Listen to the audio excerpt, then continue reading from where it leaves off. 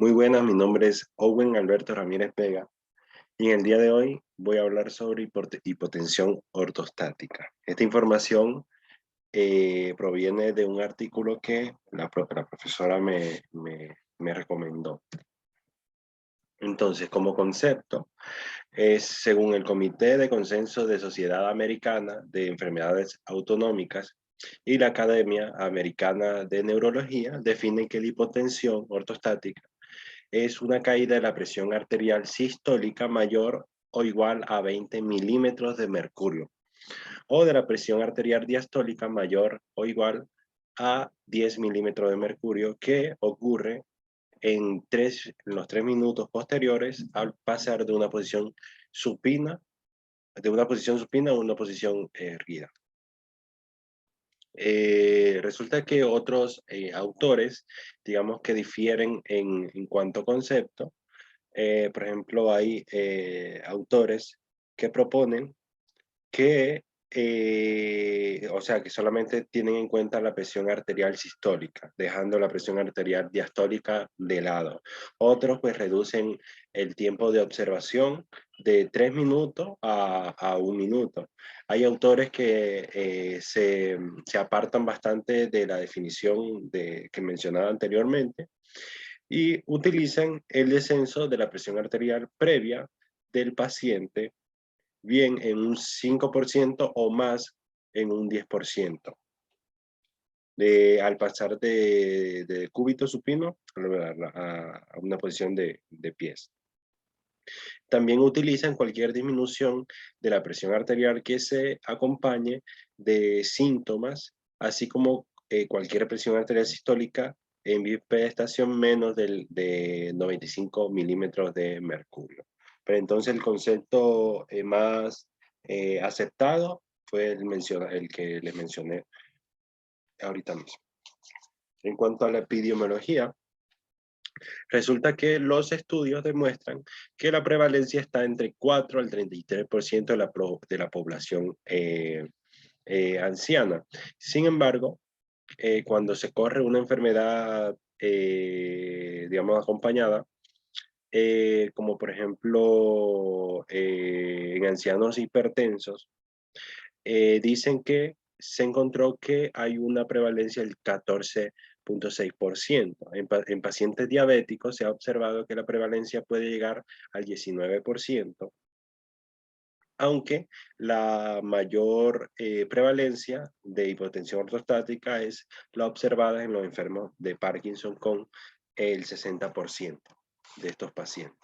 En cuanto a la etiología, resulta que la hipertensión ortostática puede ser causado por múltiples cosas, y el artículo los clasifica en neurológicas y no neurológicas.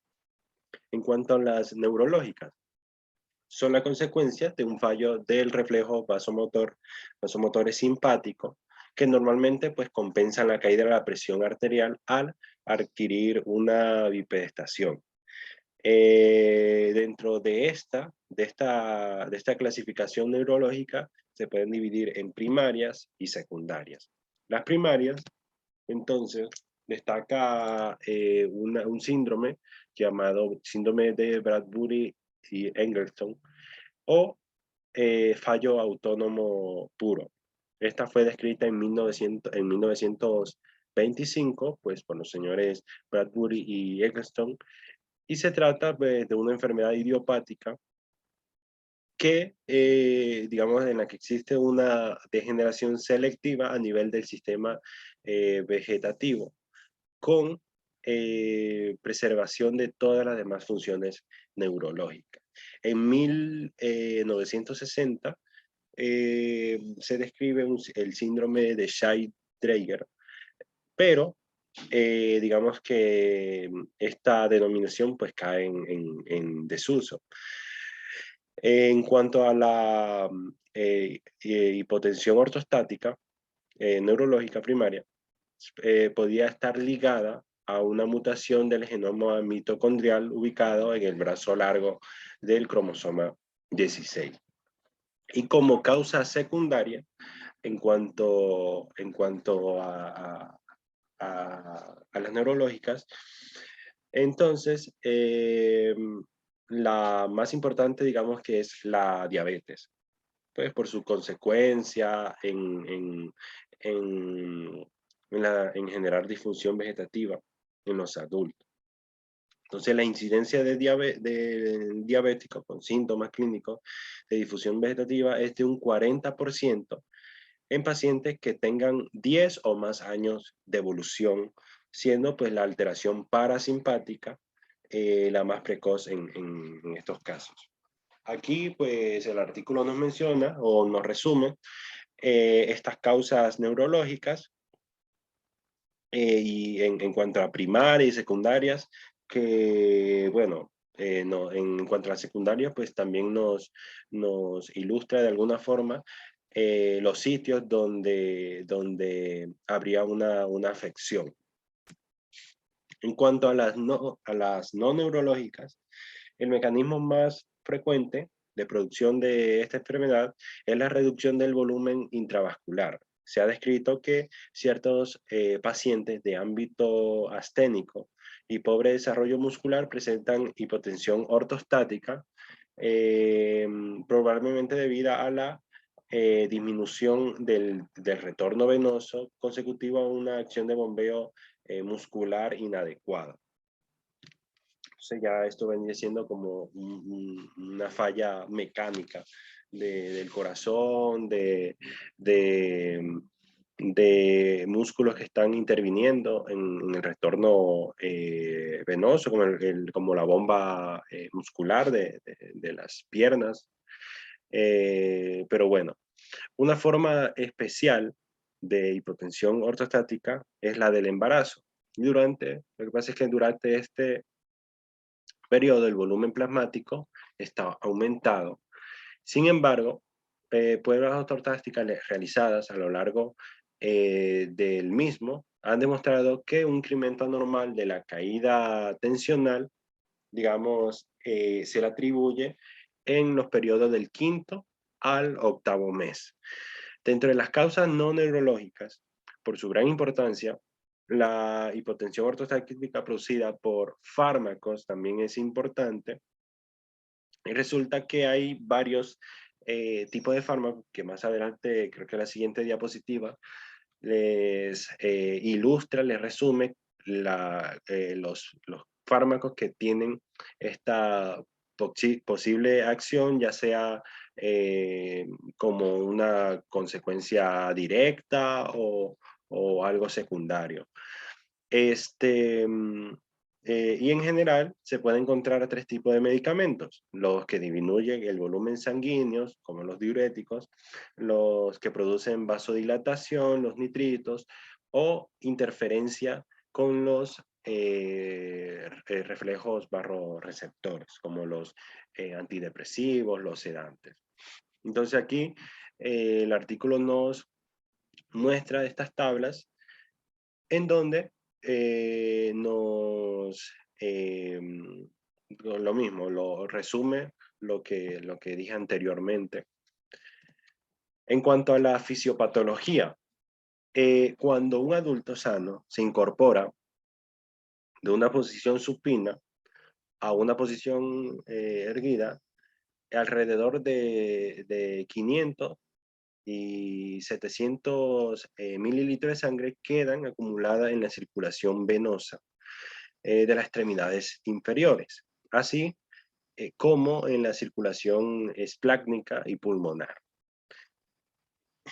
Esta puntual reducción de la volemia pues produce una drástica disminución en el retorno venoso al corazón y la caída del gasto cardíaco. Esto pues genera la hipoperfusión, y por eso se presentan los síntomas que voy a mencionar a continuación. Y a su vez hay una activación de los barroreceptores situados en el arco aórtico y carotidio. Esto lo hace a través del par noveno y el décimo. Entonces se origina una respuesta eferente mediada por la activación simpática con aumento de la frecuencia cardíaca, la contractibilidad miocárdica y con la vasoconstricción, así como la inhibición del parasimpático. También se origina un aumento de la frecuencia respiratoria y un incremento en la tensión muscular o intersticial de las piernas y que dan como resultado el mantenimiento de la presión arterial sistémica. Entonces, cosas como la edad avanzada, los fármacos, que ya lo mencionamos, y ciertas enfermedades pues favorecen que se produzca esta enfermedad.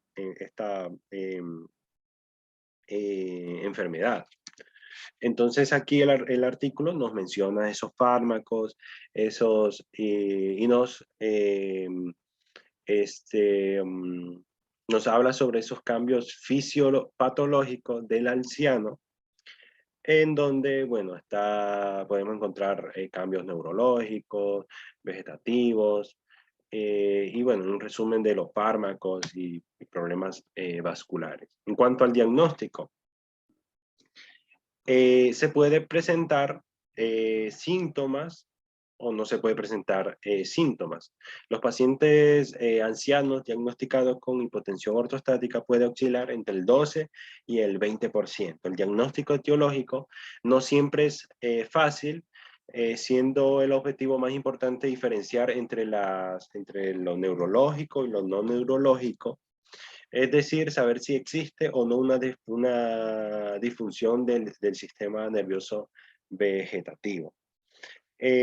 Bueno, digamos, para el diagnóstico de esta enfermedad es importante una detallada anamnesis, una exploración física. En cuanto a los síntomas, entonces, todo deriva como consecuencia de la hipoperfusión tisular, que es secundario al bajo gasto cardíaco.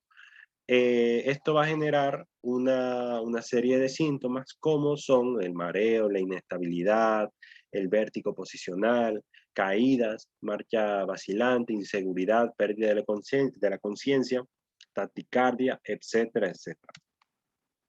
En cuanto a la evaluación clínica, el artículo pues nos recomienda, como nos muestra el cuadro de la derecha, por ejemplo, nos recomienda que los antecedentes, pues investigar sobre patología vegetativa, parkinsonismo. En cuanto a los antecedentes personales, historia de caídas, limitaciones de la movilidad, miedo, inseguridad, dependencia, etc. Nos recomienda también que en la exploración física debemos identificar, pues, bueno, hacer estas técnicas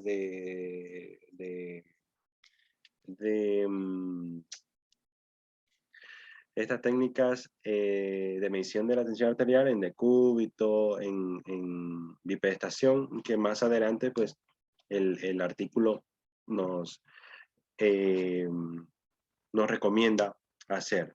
Por ejemplo, el artículo nos habla de la reproductibilidad.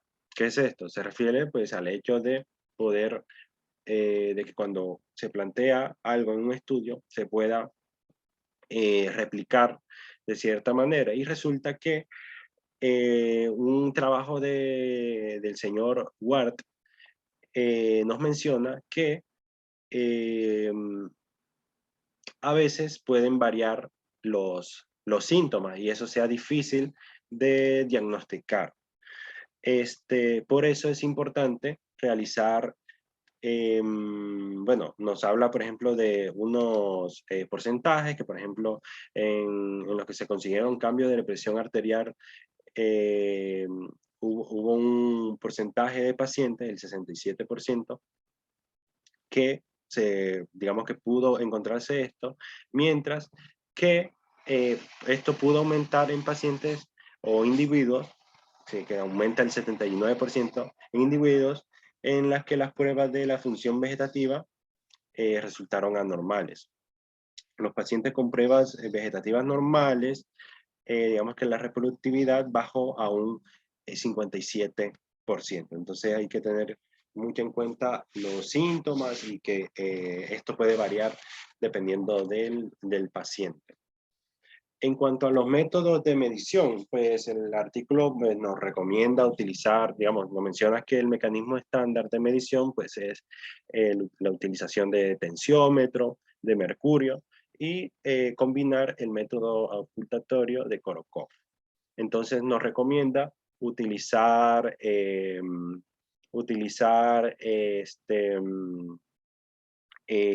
o sea, calibrar el tensiómetro cada año, saber que, por ejemplo, el tensiómetro debe estar acorde al el tamaño del brazo, el diámetro del brazo, pues porque si, por ejemplo, a un brazo de una persona, el brazo de una persona obesa se le coloca un tensiómetro que no es de su medida, va a dar un resultado elevado y nos podría arrojar eh, este, un mal diagnóstico. Nos menciona también unas condiciones estándar para la medición de la presión arterial, que ya lo sabemos, que es el tema del ambiente, en condiciones de temperatura, luz, contractibilidad. El paciente, por ejemplo, no debe ingerir eh, eh, 30 minutos anteriores ningún tipo de medicamentos o tomar café o alguna sustancia vasoactiva, etcétera. En cuanto al tratamiento, como norma genérica, solo debe tratarse la hipotensión ortostática sintomática, siendo el objetivo terapéutico, en la mayoría de los casos, la eliminación de los síntomas de independencia de las cifras tensionales. Antes de iniciar un tratamiento se debe identificar dentro del amplio espectro etiológico de la hipotensión ortostática aquellos procesos etiológicos reversibles o con tratamientos específicos, entre los cuales se incluyen los fármacos, la anemia, la alteración electrolítica, la hipovolemia y ciertas alteraciones que afecten a las glándulas suprarrenales. El tratamiento causal es a menudo curativo cuando encontramos causas no neurológicas de hipotensión ortostática. Entonces, pues nos mencionas que hay unos tratamientos no farmacológicos, como el hacer ejercicio, disminuir, pues, o bueno, disminuir no, que el consumo de la cafeína, la dieta, elevar, por ejemplo, las cabeceras de las camas, etcétera. Es importante la educación del paciente con hipotensión ortostática. Es un elemento de la mayor importancia por el éxito de cualquier programa terapéutico. Entonces, nos menciona algunas medidas generales para aplicar y que pueden considerarse en 4 grupos. Entonces, lo primero, pues evitar actividades o hábitos que puedan precipitar o agravar la hipotensión postural. El segundo, normalizar el volumen circundante y evitar sus fluctuaciones. Tercero, uso de prendas compresivas. Y cuarto, evitar mediciones nocivas. El paciente debe aprender a descomponer el movimiento al incorporarse. Entonces, recomiendan que se haga 2 tipos de movimientos, el de cúbito hacia sentado y luego de sentado a la bipedestación. Y entre esto, pues dejaron varios minutos para que el cuerpo pueda regular de cierta manera esa presión arterial sistémica. Además, debe evitar la permanencia de pie y que esté, digamos, esté inmóvil por mucho tiempo. El esfuerzo físico intenso, el ejercicio isométrico, la exposición a ambientes calurosos, húmedos, una dieta adecuada. Los paseos, la natación son medidas terapéuticas aconsejables, siempre que se practique en un grado ligero según la tolerancia. La cafeína, por ejemplo, ya lo habíamos mencionado, que puede disminuir la hipotensión postprandial mediante un bloqueo de vasodilatación espláncnica mediada por la adenosina. La dosis habitual es utilizada de la cafeína puede ser 200 a 250 miligramos al día, que bueno, esto ya lo mencionaba el cuadro anterior. Y en cuanto a el tratamiento farmacológico, entonces se debe dejar claro al paciente que desde el principio el tratamiento de hipotensión ortostática secundaria o a la disfunción del sistema nervioso vegetativo suelen ser difíciles o imperfectos. Entonces, con frecuencia, pues los fármacos deben ser administrados en combinación como en la hipertensión esencial. Entonces, nos menciona estos fármacos, el fludocortisona, eh, y la midrodrina, que básicamente son, el primero es un recartador de sodio, y el segundo es un hipertensivo.